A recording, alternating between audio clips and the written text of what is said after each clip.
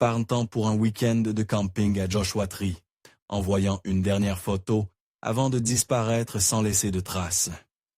Pendant 11 ans, leur famille s'accroche à l'espoir tandis que les enquêteurs poursuivent de fausses pistes et des théories sans issue qui ne font que les éloigner davantage de la vérité. Puis, un randonneur traversant une section isolée du parc tombe sur quelque chose qui dépasse du sable.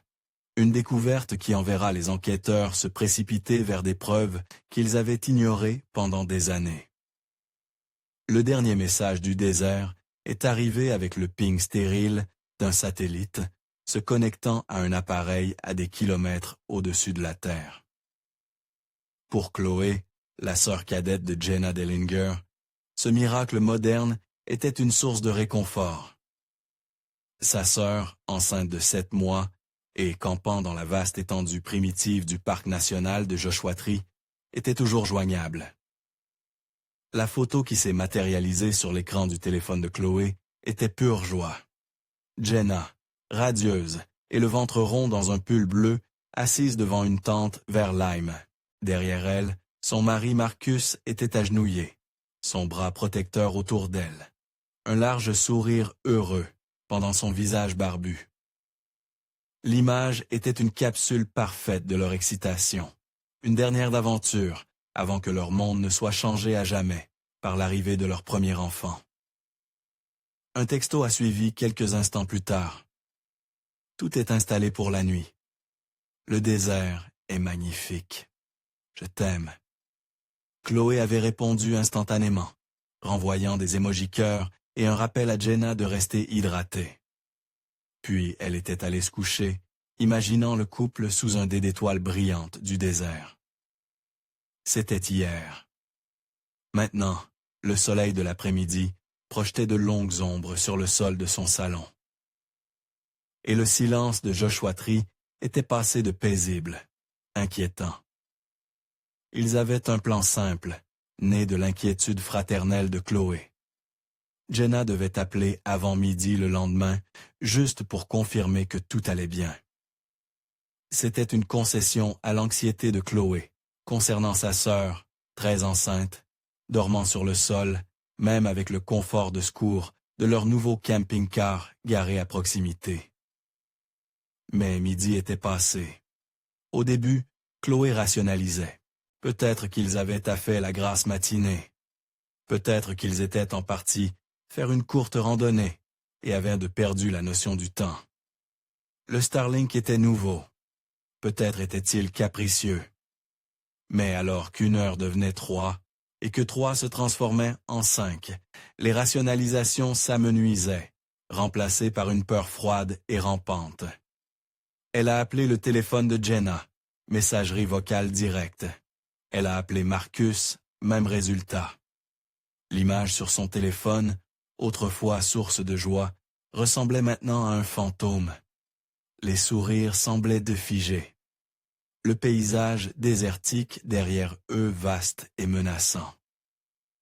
Le camping-car, symbole de sécurité et de préparation, n'était qu'une boîte blanche, silencieuse en arrière-plan. Chaque détail qui avait été rassurant hier était maintenant source de terreur. Pourquoi n'avait-il pas plié bagage et n'était-il pas parti?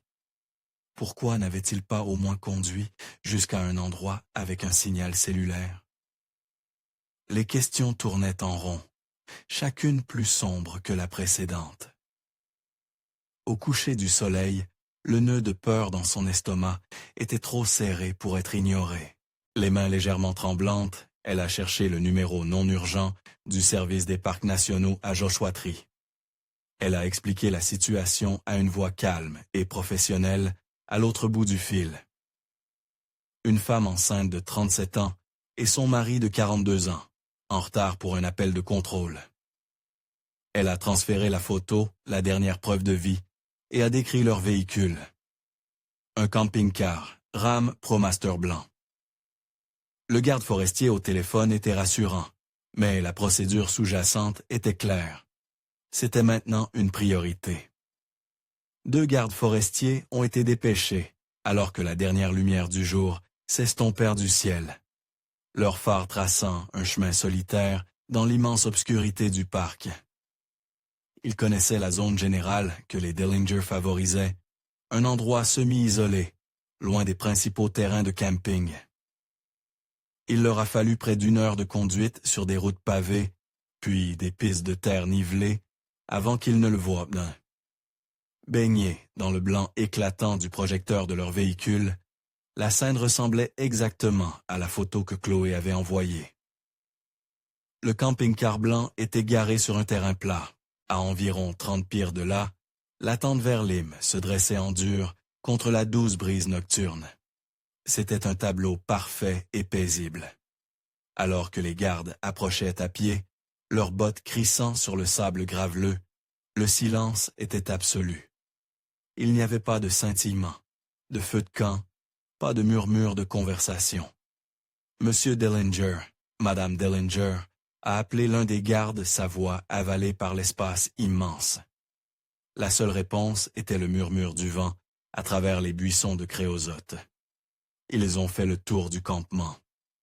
2 chaises de camping étaient orientées vers un foyer froid et inutilisé.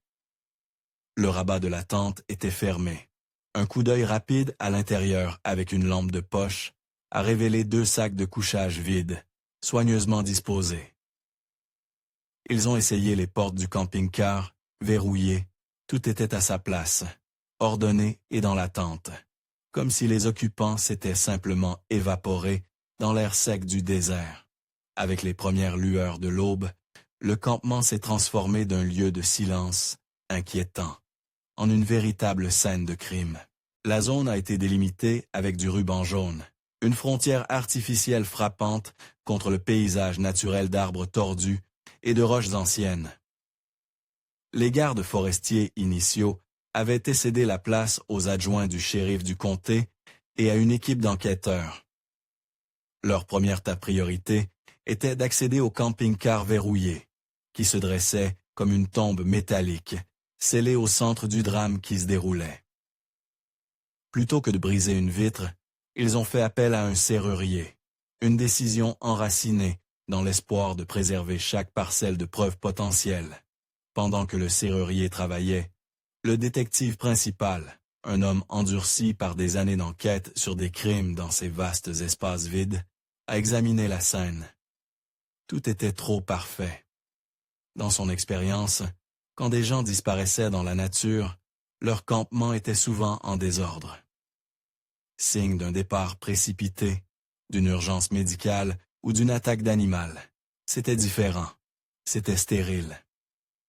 Le clic de la serrure du van, brisant le silence matinal, était saisissant.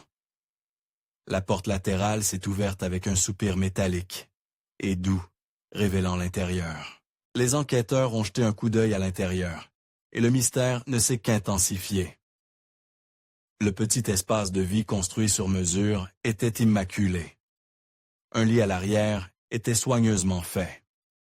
Sur un petit comptoir de kitchenette, un sac de mélange de fruits secs à moitié vide était fermé. Une bouteille d'eau était pleine. Et là, placés soigneusement côte à côte, se trouvaient les portefeuilles de Marcus et Jenna Dillinger. Un enquêteur, portant des gants, latex, les a soigneusement ouverts. À l'intérieur se trouvait de l'argent liquide, des cartes de crédit et leur permis de conduire. À côté des portefeuilles, se trouvait un téléphone portable secondaire, un modèle plus ancien qu'il gardait probablement pour les urgences. Et à côté de cela, une bouteille de vitamine prénatale de Jenna, symbole poignant de la vie qui était censé être. La découverte des portefeuilles et du téléphone était un tournant critique. Les gens qui choisissent pas de disparaître, de commencer une nouvelle vie, prennent leur argent et leurs papiers d'identité.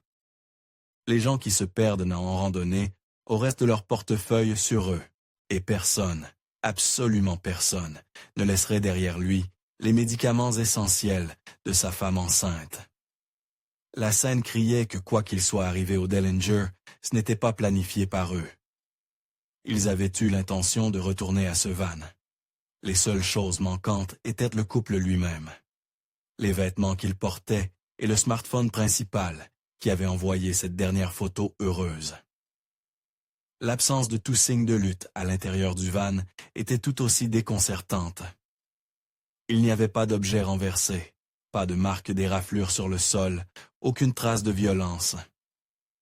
C'était comme s'ils avaient été appelés hors du van et s'étaient simplement éloignés, laissant toute l'infrastructure de leur vie derrière eux. Alors que les équipes de recherche et de sauvetage commençaient une recherche quadrillée du désert environnant, une tâche sombre et souvent infructueuse, dans le terrain impitoyable de Joshua Tree, l'équipe d'enquête a tourné son attention vers la vie numérique et financière de Marcus et Jenna Dellinger. C'était un couple apprécié, sans ennemis connus. Jenna était une enseignante d'école primaire, bien aimée, prenant une année sabbatique pour sa grossesse.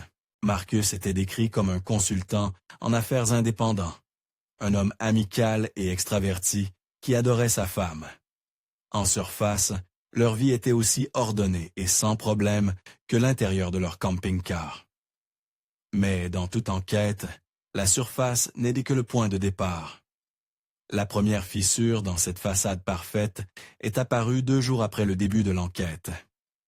Un détective de la criminalité financière, chargé d'examiner en profondeur leurs comptes, a trouvé quelque chose que les rapports de crédit standard avaient manqué. Alors que leurs comptes bancaires joints et leurs cartes de crédit étaient sains, Marcus Dellinger avait une autre vie financière cachée. Il portait un montant stupéfiant de dettes privées, provenant de prêteurs à taux d'intérêt élevés. C'était le genre de dette qu'une personne contracte quand elle ne peut plus obtenir de prêts conventionnels. C'était de l'argent désespéré, et selon les échéanciers de paiement, il était sur le point de faire défaut. Cette découverte a tout changé. Soudain, Marcus Dellinger n'était plus seulement une personne disparue. C'était un homme sous une pression immense et secrète. Il avait un motif puissant pour échapper à sa vie. La question qui planait dans l'air du bureau des détectives était glaçante. Ce motif était-il assez puissant pour qu'il abandonne sa femme enceinte? La théorie a commencé à se cristalliser, et c'était une théorie laide. Peut-être que la lune de miel du bébé était une ruse. Peut-être que Marcus, ne voyant aucune issue à sa ruine financière, avait concocté un plan désespéré. Cette hypothèse sinistre a pris un élan terrifiant quand une nouvelle piste est arrivée. Un bolo, Beyond the Lookout, avait été émis pour Marcus.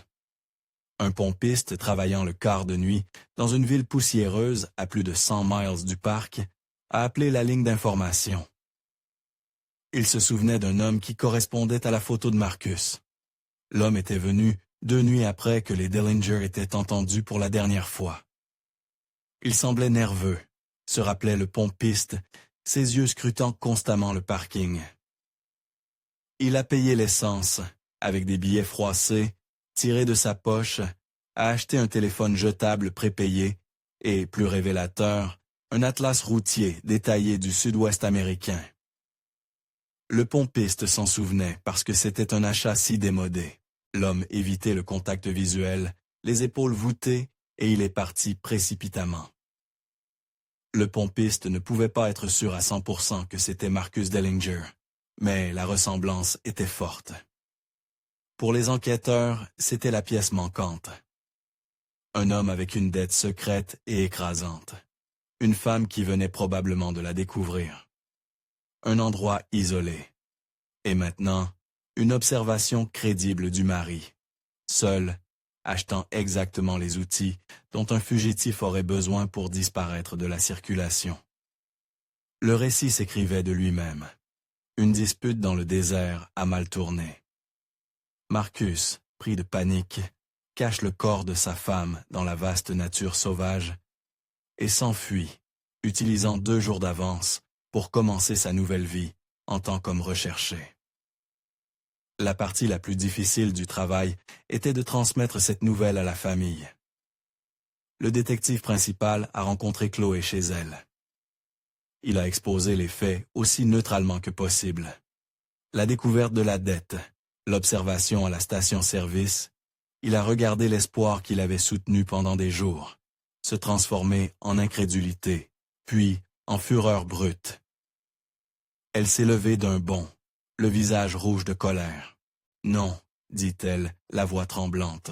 « Absolument pas, pas Marcus. » Elle a raconté au détective comment Marcus avait passé des semaines à construire le berceau du bébé à la main. Comment il lisait au ventre de Jenna tous les soirs. Comment il avait pleuré de joie quand ils avaient vu la première échographie. Ce n'était pas un homme qui fuyait à sa vie. C'était un homme qui courait vers elle. « Vous vous trompez », a-t-elle insisté, des larmes coulant sur son visage. « Il mourrait pour elle. Il ne lui ferait pas de mal. Il est une victime, tout comme elle. » À ce moment-là, deux histoires irréconciliables sont nées. Pour la police, Marcus Dallinger était un fugitif et leur principal suspect. Pour sa famille, c'était une autre personne disparue, et la police perdait un temps précieux à chasser un fantôme. L'énergie initiale et frénétique de la recherche de Marcus et Jenna Dallinger a inévitablement ralenti, puis s'est arrêtée, et a finalement disparu comme un mirage du désert. Les saisons se sont succédées sur le parc national de Joshua Tree. La chaleur féroce de l'été, cuisant le sol où la tente du couple s'était autrefois dressée, suivie par les nuits fraîches et froides de l'hiver. Le ruban jaune de la scène de crime avait disparu depuis longtemps, et la nature avait récupéré le petit carré de terre dégagé, ne laissant aucune trace qu'une tragédie bouleversante avait commencé là.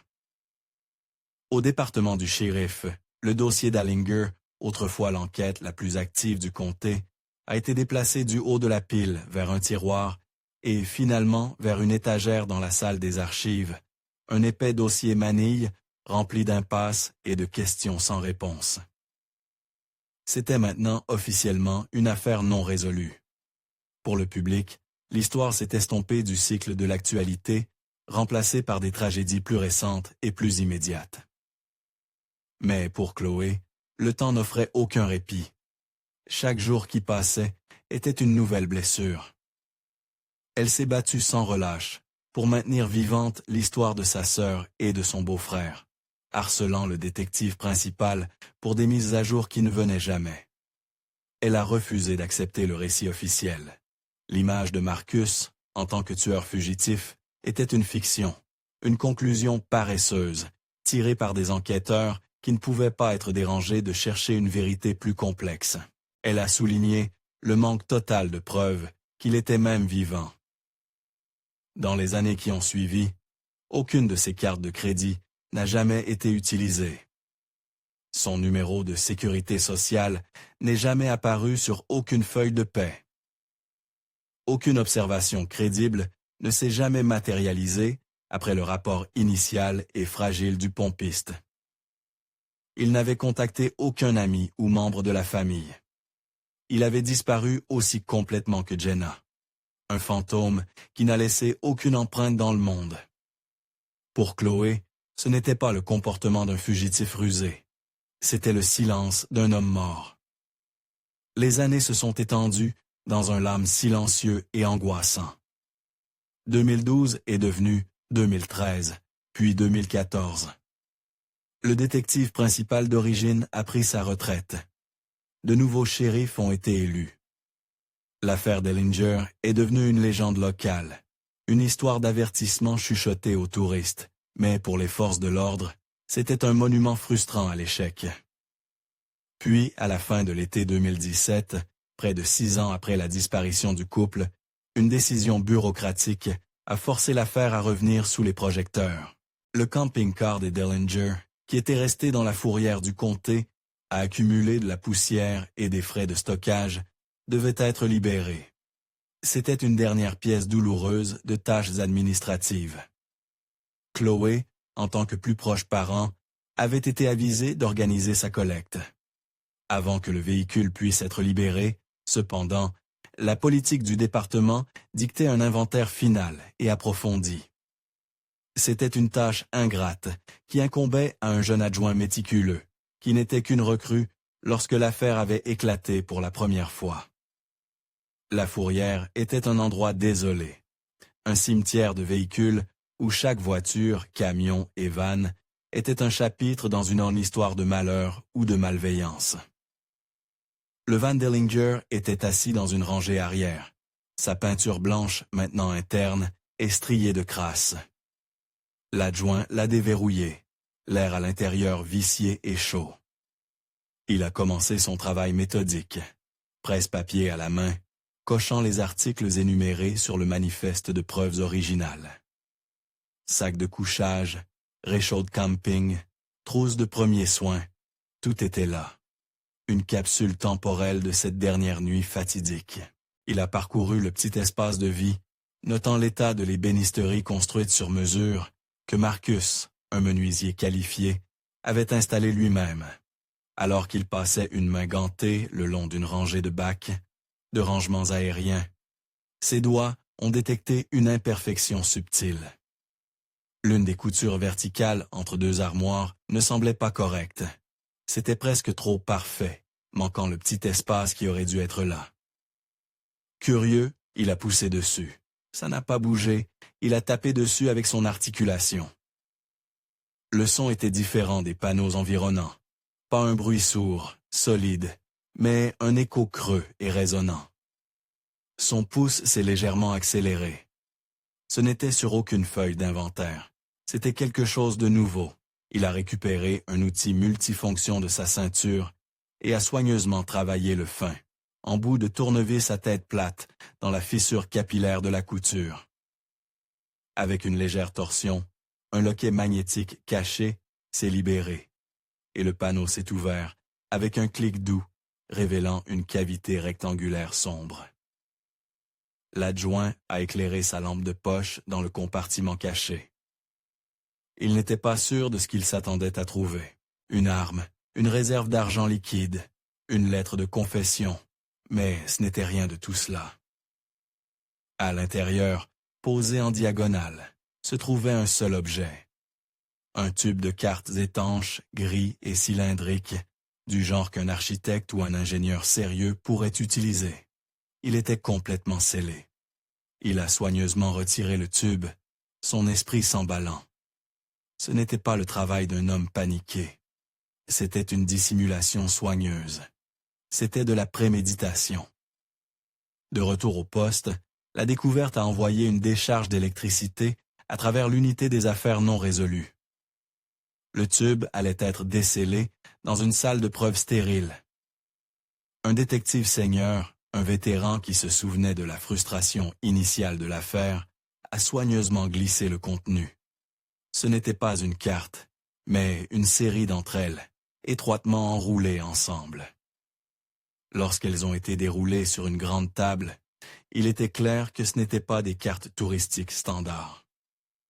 C'étaient des relevés géologiques, hautement détaillés et de qualité professionnelle. Ils représentaient un secteur spécifique et éloigné du parc national de Joshua Tree, une zone loin de tout sentier, ou terrain de camping établi, connu pour son terrain accidenté et ses formations rocheuses de complexe. Mais c'étaient les annotations manuscrites qui déconcertaient vraiment les enquêteurs. Les cartes étaient découvertes de petites notes, soignées, écrites au crayon. C'étaient des références cryptiques et techniques. Digues de pegmatite proéminente, vérifier l'alluvion pour le flottant et des coordonnées suivies de notations comme monazite possible. C'était le langage d'un prospecteur. La découverte a complètement brisé la théorie établie de l'affaire. L'homme, vu achetant un simple atlas routier dans une station-service, était un leurre, un fantôme. Le vrai Marcus Dellinger, semblait-il, était engagé dans quelque chose de beaucoup plus complexe et secret. Avait-il été un prospecteur illégal? Rencontrait-il quelqu'un dans le désert pour un accord clandestin? Les enquêteurs ont poursuivi la nouvelle piste avec une vigueur renouvelée, mais elle s'est rapidement transformée en une impasse frustrante. Ils ont fait venir un professeur de géologie d'une université voisine pour examiner les cartes. Il a confirmé que les notes concernaient la recherche de minéraux de terres rares, mais les a qualifiées d'amateurisme sophistiqué. Elles étaient bien informées, mais manquèrent de la précision d'une étude professionnelle. Les détectives ont essayé de retracer l'origine des cartes imprimées sur mesure, mais l'entreprise qui les avait produites avait fait faillite il y a des années. Ces dossiers est perdu. Ils ont organisé une recherche ciblée de la zone marquée sur les cartes, mais c'était un paysage vaste et impitoyable de canyons et de champs rocheux. Sans cible plus spécifique, la recherche était sans espoir et a été annulée après 3 jours. Les cartes étaient à une bombe qui n'a pas explosé. Elles fournissaient un aperçu alléchant des activités secrètes de Marcus Dellinger, mais n'offraient aucune voie claire à suivre. L'indice était à la fois profond et inutile. Il ne pouvait pas son innocence, mais il faisait paraître la théorie de sa culpabilité simpliste et peu probable. Il suggérait qu'un jeu plus profond et plus dangereux était en cours, mais ne donnait aucune indication sur les autres joueurs. Le dossier de l'affaire Dellinger a été mis à jour une dernière fois. Les cartes géologiques ont été photographiées, enregistrées et scellées dans un sac de preuves. Le dossier, maintenant plus épais et plus mystérieux que jamais, a été remis sur l'étagère. L'affaire était plus froide que jamais maintenant, hantée par le fantôme d'un indice que personne ne savait comment résoudre. Pendant 11 ans, le désert a gardé son secret. Le soleil a blanchi le paysage, les vents ont déplacé les sables, et le souvenir du couple disparu de Joshua est estompé dans le domaine des dossiers froids et poussiéreux. Le monde a continué. Octobre 2022 n'était pas différent de tout autre automne dans le parc. L'air était sec, le ciel d'un bleu brillant et sans nuages. C'était sous ce ciel vaste et indifférent qu'un homme nommé Derek Vinson, un ingénieur logiciel de Seattle, cherchant une brève évasion de la brume grise du nord-ouest du Pacifique, a décidé de s'aventurer hors des sentiers battus. C'était un randonneur expérimenté, attiré par la solitude des coins moins fréquentés du parc, trouvant une certaine paix dans la beauté austère et étrangère de la géologie. Il ne suivait pas de sentier, juste sa propre curiosité, naviguant par la position du soleil et la forme des formations rocheuses lointaines. L'appel de la nature s'est abattu sur lui soudainement et sans excuse. Regardant autour de lui, il n'a vu personne à des kilomètres. Il a repéré un grand groupe de rochers de granit altérés qui offrirait un peu d'intimité et a commencé à marcher vers lui. En contournant le coin du plus gros rocher, ses yeux ont parcouru le sol et il s'est arrêté. Quelque chose n'était pas à sa place. Dans une petite dépression peu profonde, le sol sablonneux était clairement perturbé. Il était meuble et retourné, jonché du genre de débris, qui suggérait une activité animale récente, très probablement un coyote creusant pour un rongeur. C'était un spectacle assez courant, mais quelque chose dans cet endroit particulier a retenu son attention. Au centre de la terre perturbée, il a vu un éclat de blanc. Pas le blanc brillant de la roche blanchie, mais une couleur blanc terne, presque jaunâtre. Sa première pensée était que c'était un morceau de déchet, ou peut-être un os d'animal. Il était agacé pendant un moment à l'idée de visiteurs négligents laissant leurs ordures derrière eux-mêmes ici. Poussé par un mélange de curiosité et l'instinct d'un randonneur de ne laisser aucune trace, il s'est approché. L'objet blanc était partiellement enterré, courbé d'une manière qui semblait étrangement familière. Il l'a poussé du bout de sa botte de randonnée, s'attendant à ce que ce soit un morceau léger de plastique ou un os blanchi au soleil d'un mouflon.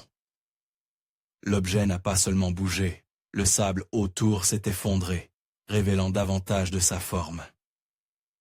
Et à cet instant, le monde a basculé sur son axe pour Derek Vinson. Ce n'était pas un os, c'était une série d'entre eux, fusionnés dans un motif horriblement reconnaissable. La courbe qu'il avait vue était la forme élégante et archée d'une côte humaine. Il regardait une cage thoracique humaine. Il trébuchait en arrière, une bouffe d'air froid se coinçant dans sa gorge. Son cœur martelait contre ses côtes, un battement de tambour frénétique dans le silence soudain et profond du désert. Il a regardé à nouveau son esprit, refusant de traiter ce que ses yeux voyaient. C'était indéniablement réel. Il pouvait voir les lignes distinctes et parallèles des côtes individuelles émergeant du sable. Il a cherché son téléphone, ses doigts, tâtonnant maladroit, avec une montée soudaine d'adrénaline. Il a tapé sur l'écran, composant le 911. La voix du répartiteur était une présence calme et rassurante dans sa panique tourbillonnante. 911, quelle est-ce que votre urgence? J'ai trouvé quelque chose? A balbutié Derek, sa voix mince et aiguë. Un corps, je pense, des os humains. Le ton du répartiteur est resté égal professionnel. D'accord, monsieur. Pouvez-vous me dire votre position? Derek a regardé autour de lui frénétiquement. Le paysage familier semblant maintenant étranger et menaçant. Il a essayé de décrire sa position, faisant référence au soleil, à la forme de la formation de rochers, à la direction qu'il avait prise depuis la route de terre la plus proche. Il pouvait entendre le cliquetis d'un clavier à l'autre bout de la ligne, alors que le répartiteur essayait de localiser ses coordonnées. Le processus semblait une éternité. On lui a dit de rester sur place, de ne rien toucher, et que des unités étaient en route. Après avoir raccroché, il s'est assis sur un rocher à une bonne 50aine de pieds du site, lui tournant le dos, incapable de regarder à nouveau. Il a juste fixé le désert vide, l'image de la cage thoracique gravée dans son esprit. En moins d'une heure, le silence a été brisé par le son lointain de véhicules qui approchaient. 2 gardes forestiers sont arrivés en premier, leur visage sombre et professionnel, alors que Derek racontait sa découverte. Ils ont confirmé que les restes étaient humains et ont immédiatement établi un large périmètre. Leur ruban jaune, une déclaration frappante, que ce coin de nature sauvage était maintenant une scène de crime. Les gardes initiaux ont été bientôt rejoints par des adjoints du shérif et, plus important encore, l'unité d'enquête médico-légale du comté, l'archéologue médico-légal principal, une femme à la peau bronzée par le soleil et aux yeux qui avaient du vu plus que la plupart, a dirigé l'opération avec une autorité tranquille. Ce n'était pas une récupération, c'était une excavation. Le processus était minutieux, presque révérencieux. Son équipe a mis en place un système de griots sur la tombe peu profonde. Ils n'ont pas utilisé de pelle. Ils ont utilisé des truelles, des pics dentaires et des brossées à poils doux. Avec la précision délicate de chirurgiens, ils ont commencé à retirer les couches de sable et de terre, un grain à la fois. Au fur et à mesure que l'après-midi avançait, toute l'étendue de l'inhumation a été révélée. Le squelette était remarquablement complet, préservé par l'air sec du désert. Il était positionné assis, presque en position fœtale, avec les genoux ramenés vers la poitrine. Le crâne était intact, les orbites vides, fixant un monde qui avait continué sans eux pendant plus d'une décennie. C'était le squelette d'une femme adulte. Alors que l'équipe brossait soigneusement le dernier sable de la région abdominale et pelvienne, l'archéologue principal s'est soudainement arrêté. Elle a fait signe à son collègue de regarder. Là, niché dans le berceau protecteur des os pelviens du squelette féminin, se trouvait un autre squelette, impossiblement petit et fragile. Les os minuscules et délicats d'un crâne, une cage thoracique miniature, les os fins comme des fils des membres, c'était le squelette parfaitement formé d'un fœtus, couché exactement où il a été dans le ventre de sa mère. Un silence est tombé sur toute l'équipe. Même les adjoints chevronnés ont détourné le regard. Ce n'était pas une seule victime, c'était 2. Après 11 ans de silence, enterrés sous des couches de sable et de secrets, Jenna Dellinger et son enfant à naître avaient finalement été retrouvés. La découverte des restes de Jenna Dellinger a envoyé une onde de choc sismique à travers le département du shérif du comté. Le dossier Dellinger, une affaire non résolue, si dormante qu'elle était pratiquement fossilisée, a été brusquement réactivé. Ce n'était plus une affaire de personnes disparues, obscurci par la possibilité ambiguë d'un mari en fuite. C'était un homicide. L'emplacement de la tombe, dans une partie reculée, presque inaccessible du parc, annulait immédiatement la théorie de longue date selon laquelle Marcus avait tué sa femme dans un accès de rage spontané près de leur campement et s'était enfui. Cette inhumation était délibérée, calculée, et nécessitait une connaissance intime des coins cachés du parc. La théorie du fugitif, qui avait guidé l'enquête pendant plus d'une décennie, s'est évaporée sous le soleil dur du désert. Toute l'affaire avait été remise à zéro. Un nouveau groupe de travail a été assemblé, mélangeant des détectives vétérans qui se souvenaient de l'affaire originale avec des officiers plus jeunes, qui apportaient de nouvelles perspectives et une familiarité avec les nouvelles technologies médico-légales. Leur première et plus critique tâche était un examen complet de la montagne de vieilles preuves. Un détective nommé Miles Corbin, un homme approchant la retraite qui avait été un officier junior en 2011, s'est vu confier le travail minutieux de relire chaque rapport, chaque transcription d'entretien, chaque piste sans issue dans le dossier original. Il a passé 2 jours immergé dans l'histoire de l'affaire, l'encre décolorée et les pages dactylographiées, témoignant d'une décennie de frustration. Le 3e jour, il est tombé sur le rapport supplémentaire de 2017, la découverte du compartiment caché dans le camping-car. Il a lu la description du tube étanche et des cartes géologiques se trouvaient à l'intérieur. Il a consulté les images numérisées des cartes, leur surface couverte des notes manuscrites cryptiques de Marcus Dallinger. Un choc l'a traversé. Il a croisé les coordonnées GPS du site de la tombe, nouvellement découverte, avec les annotations sur les cartes. C'était une correspondance parfaite. La fosse peu profonde, où Jenna et son bébé ont été trouvés, se trouvait directement dans un grand cercle dessiné à la main sur l'une des enquêtes de Marcus. L'indice oublié, la découverte déconcertante qui n'avait mené nulle part, 6 ans auparavant, était soudainement la pierre de Rosette de toute l'enquête.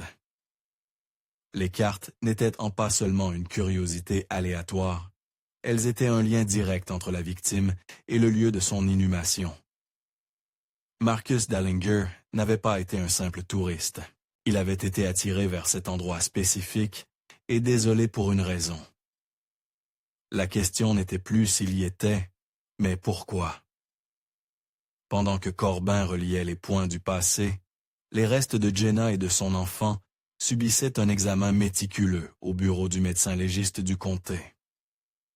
L'anthropologue médico-légal affecté à l'affaire faisait face à un défi formidable.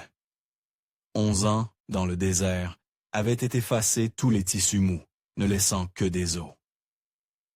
Déterminer une cause précise de décès serait difficile, voire impossible. Une inspection visuelle n'a révélé aucun signe évident de traumatisme. Pas de trou de balle dans le crâne, pas d'entaille sur les côtes d'un couteau, pas de fracture, indiquant une blessure par force contondante. Le squelette était un témoin silencieux, ses secrets enfermés par le temps. Ne voulant pas abandonner, l'anthropologue a décidé d'employer une technique plus avancée. La microscopie électronique à balayage.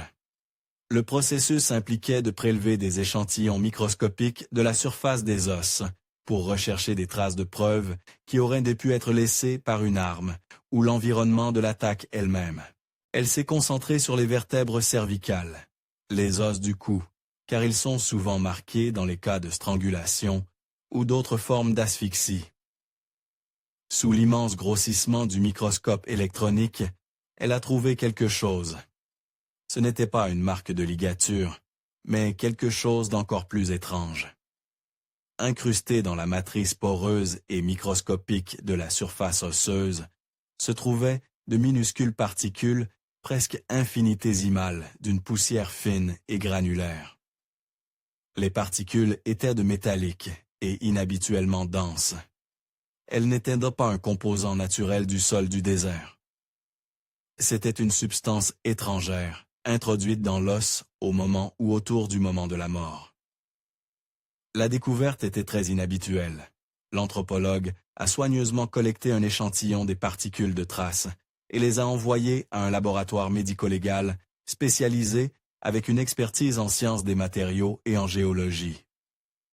La question était simple. Qu'était cette poussière mystérieuse et d'où venait-elle? L'enquête avait maintenant 2 lignes d'enquête puissantes et convergentes. La première était la carte, qui prouvait que le site d'inhumation n'était pas aux aléatoires. C'était une destination.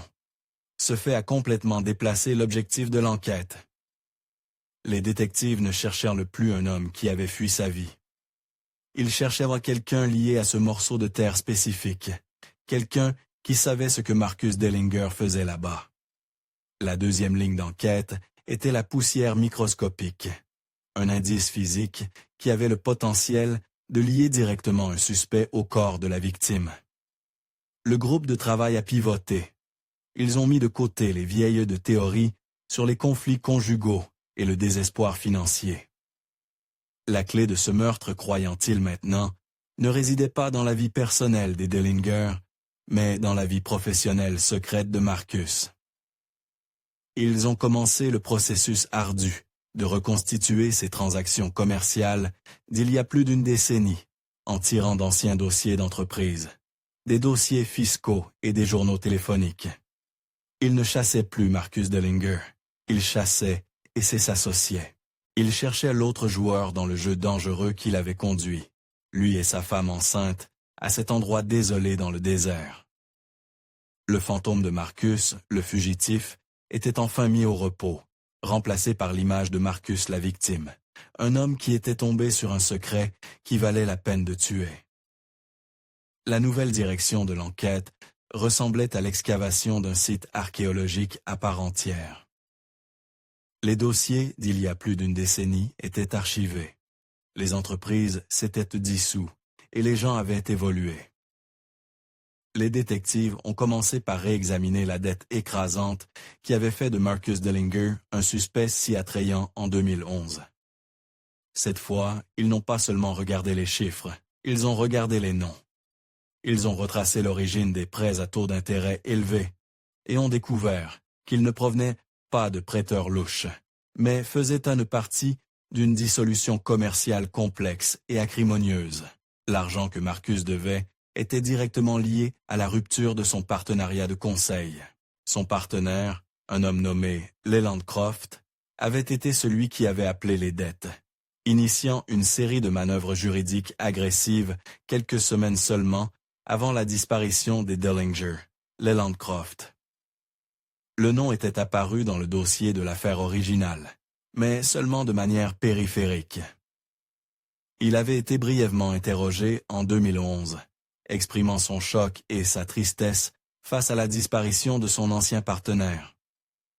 Il avait confirmé que leur relation d'affaires se terminait, mais l'avait caractérisée comme une séparation mutuelle, bien que quelque peu tendue. À l'époque, avec la théorie du fugitif en pleine force, il n'y avait eu aucune raison de le regarder de plus près. Maintenant, il était au centre de tout.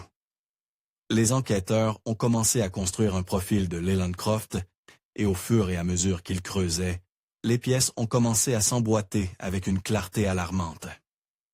Ils ont extrait ses anciens relevés de cartes de crédit et ses dossiers publics. Alors que sa vie professionnelle était dans le conseil aux entreprises, sa passion personnelle, à la limite de l'obsession, était la géologie. Il avait des abonnements à des revues leurs minières obscures, des reçus pour des culbuteurs de roches, et des compteurs Geiger, et, plus révélateurs, des dossiers d'achat de logiciels, spécialisés d'arpentage géologique. Leland Croft n'était pas seulement un amateur, c'était un prospecteur dévoué et bien informé. Les notes cryptiques sur les cartes de Marcus prenaient soudainement tout leur sens. Ce n'étaient pas les notes de Marcus, c'était probablement celles de Leland, ou du moins, elles étaient écrites dans son langage. Une nouvelle théorie glaçante a commencé à émerger. Une théorie qui recontextualisait chaque élément de l'affaire. L'entreprise de conseil, croyait maintenant le groupe de travail, était une façade. Ou tout au moins, Leland Croft utilisait ses opérations légitimes comme couverture pour sa véritable passion. La prospection illégale de minéraux de terre, rares, précieux, dans les limites de protégés du parc national de Joshua Tree. Le partenariat ne s'était pas terminé par de simples désaccords commerciaux. Il s'était terminé parce que Marcus Dellinger, un homme honnête, avait découvert ce que les Leland faisaient. La dette n'était pas un signe de l'échec de Marcus. C'était une arme que les Leland utilisaient contre lui, dans leurs différends. Le voyage de camping, lune de miel du bébé, était maintenant vu sous un jour nouveau et terrifiant. Ce n'était pas une escapade finale, romantique. C'était une confrontation.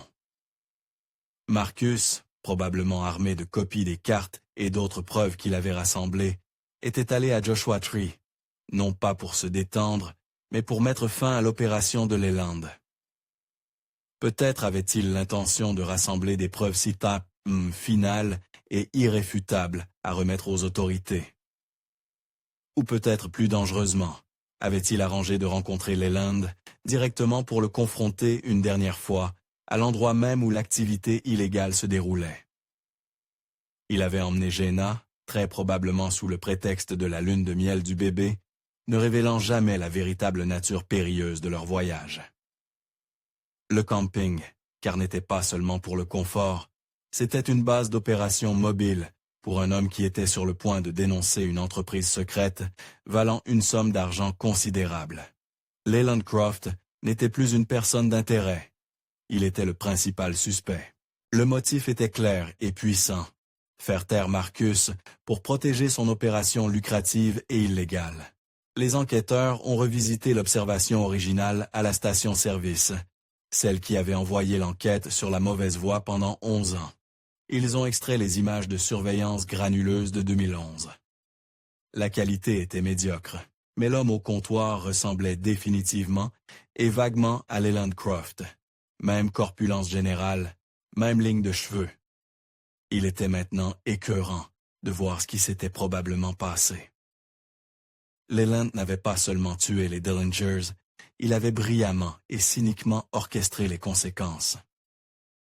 Il avait assassiné son partenaire et le seul témoin, puis avait conduit à des kilomètres jusqu'à une station-service au hasard, où lui, un homme qui ressemblait vaguement à Marcus, avait délibérément acheté les articles dont un fugitif aurait besoin.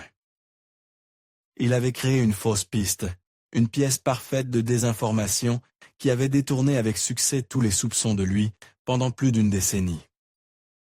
Il n'avait pas seulement commis le crime parfait, mais avait incriminé un homme mort pour cela. Le groupe de travail avait maintenant une théorie solide et cohérente, un motif convaincant et de fortes preuves circonstancielles, liant Leland Croft aux activités secrètes de la victime et au lieu du crime. Mais il savait que ce n'était pas suffisant. Un bon avocat de la défense le démolirait au tribunal, le rejetant comme spéculation et coïncidence. Ils avaient une histoire, mais ils avaient besoin de preuves. Ils avaient besoin de quelque chose qui liait physiquement Leland Croft au meurtre de Jenna et Marcus Dellinger.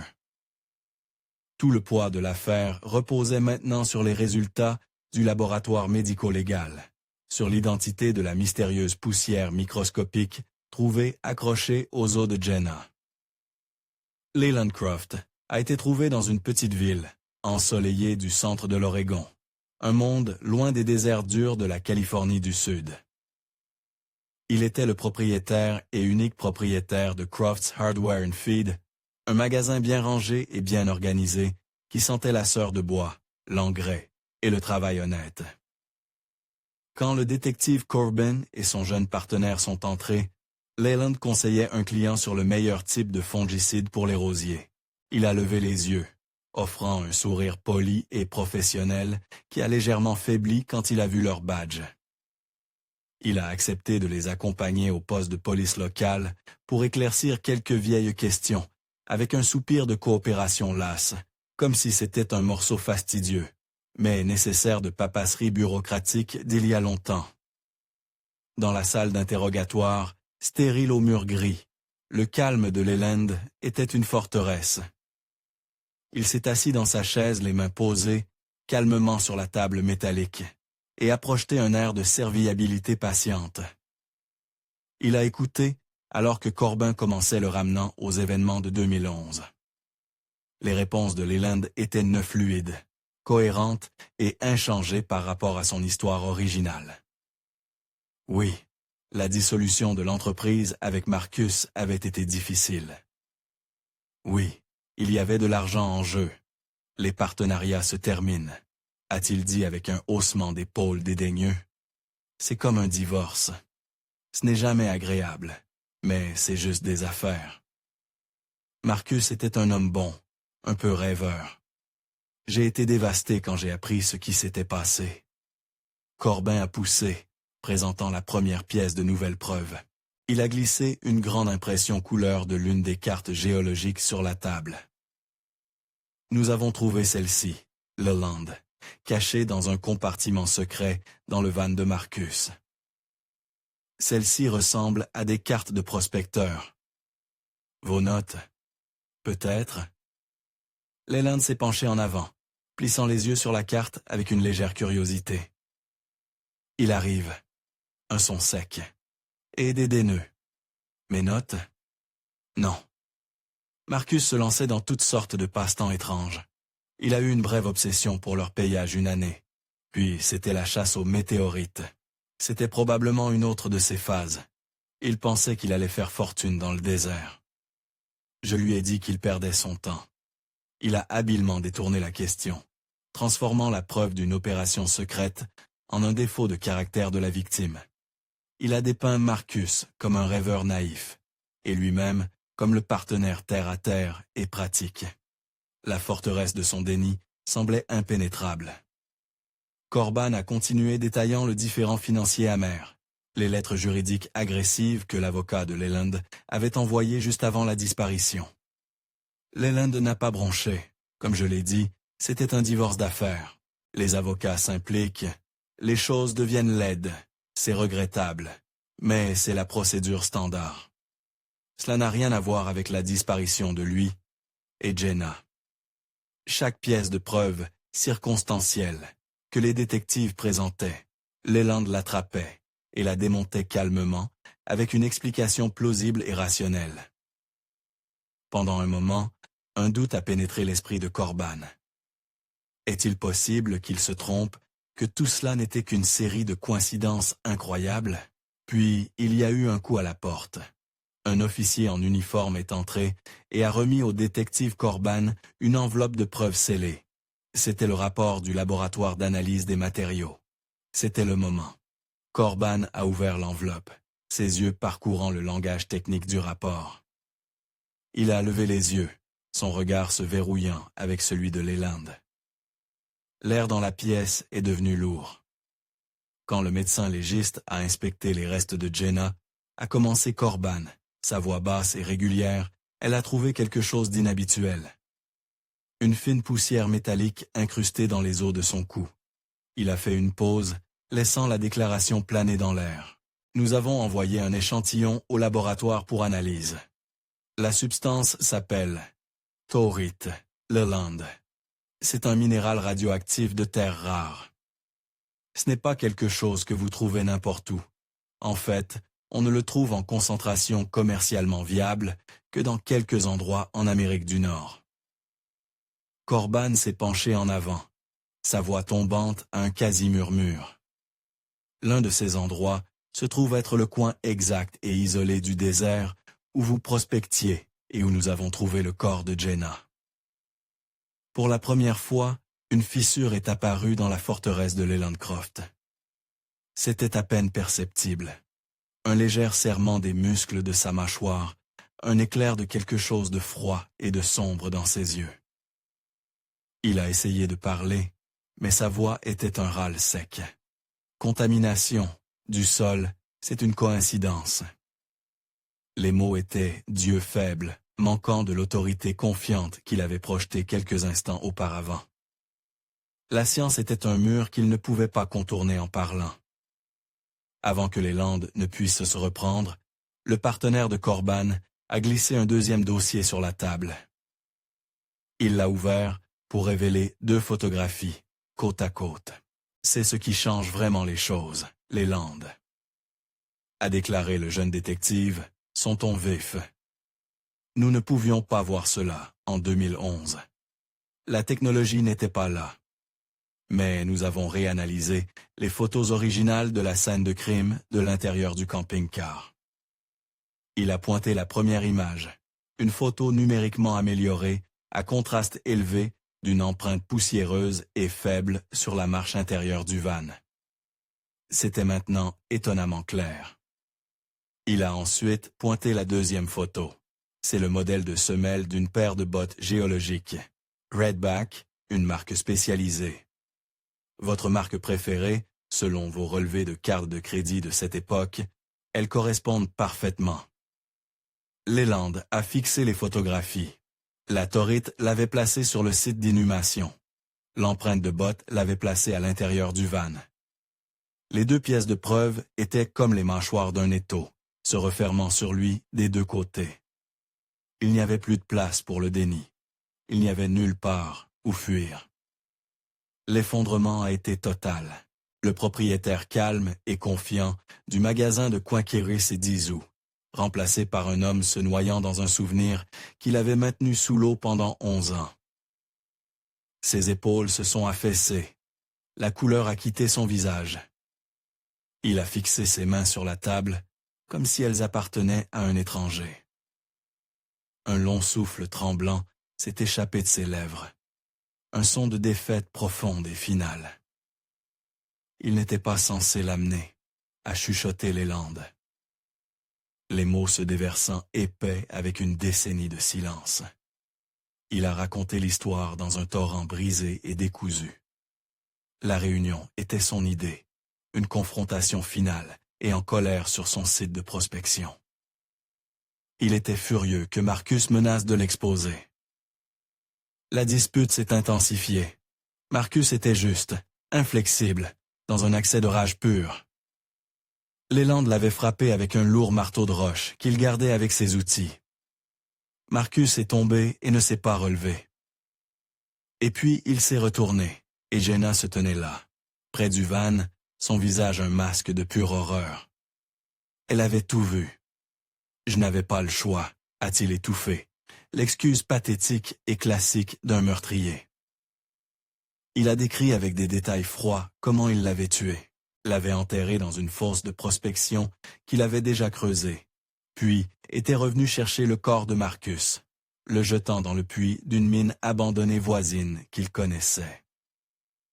Le voyage à la station-service était un coup de maître final et cynique d'inspiration. Un moyen de détourner la police de sa piste pour toujours, en incriminant l'homme qu'il venait d'assassiner. La salle d'interrogatoire était silencieuse, sauf pour le son des respirations déchirées et sanglotantes de Leland Croft. La forteresse s'était écroulée en poussière. L'affaire, après 11 ans de mystère angoissant, était enfin brutalement close. La confession de Leland Croft n'a pas mis fin à l'enquête.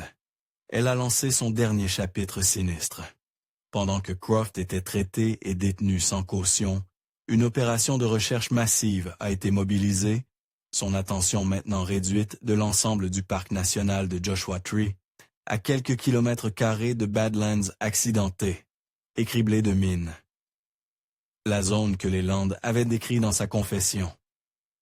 La mission n'était plus une recherche d'une personne disparue, mais une opération de récupération. Il devait retrouver Marcus Dellinger. Le terrain était traître parsemé de bouches ouvertes, de puits de mines abandonnés d'un boom de prospection oublié depuis longtemps. Ces puits étaient à des tombes verticales, certains profonds de centaines de pieds, leurs supports en bois pourris et leurs bords instables. Envoyer du personnel en bas était jugé trop dangereux. Au lieu de cela, le groupe de travail a fait appel à une équipe spécialisée du laboratoire de robotique d'une université d'État. Leurs outils étaient une flotte de drones télécommandés avancés, assez petits pour naviguer dans les puits étroits, équipés de lumières à haute intensité et de caméras haute résolution. Pendant 2 jours, l'opération s'est déroulée sous le soleil implacable du désert. L'équipe a travaillé méthodiquement, passant d'une mine abandonnée à l'autre. Les opérateurs de drones étaient assis dans l'obscurité fraîche et climatisée d'un véhicule de commandement, leurs visages illuminés par la lueur verte de leurs moniteurs, regardant le flux en direct, alors que les drones descendèrent dans la terre. Les images renvoyées étaient des claustrophobes étendus, des parois rocheuses grossièrement taillées, des racines pendantes, la carcasse desséchée, occasionnelle d'un animal qui était tombé.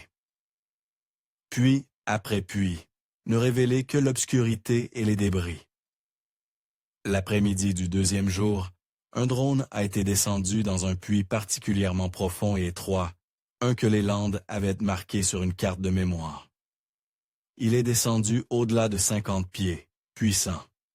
L'obscurité était absolue, brisée seulement par les puissantes lumières et les dés du drone. À environ 150 pieds, la caméra du drone s'est inclinée vers le bas, et l'opérateur s'est soudainement figé. Au fond même du puits, emmêlé dans un désordre de bois jeté et débouli, se trouvait une forme qui était indéniablement humaine. L'opérateur a zoomé, l'objectif de la caméra s'ajustant à l'obscurité. L'image s'est affinée, se résolvant en la vue glaçante et claire de restes squelettiques, vêtus des restes en lambeaux de vêtements. Une confirmation calme et sombre a été relayée par radio. Il l'avait retrouvé. Une équipe de récupération spécialisée, utilisant un système complexe de cordes et de harness, a été envoyée au puits. Le processus minutieux a pris plusieurs heures. Finalement, alors que le soleil commençait à se coucher, projetant de longues ombres violettes sur le paysage, les restes de Marcus Dellinger ont été ramenés à la surface pour la première fois en 11 ans. Les dossiers dentaires ont fourni une identification rapide et certaine. Avec la récupération des 2 victimes, l'histoire de leur disparition était enfin complète. Les Landcroft, face à une affaire blindée, construite sur sa propre confession et les preuves médico-légales irréfutables, a été reconnu coupable de 2 chefs de meurtre au 1er degré.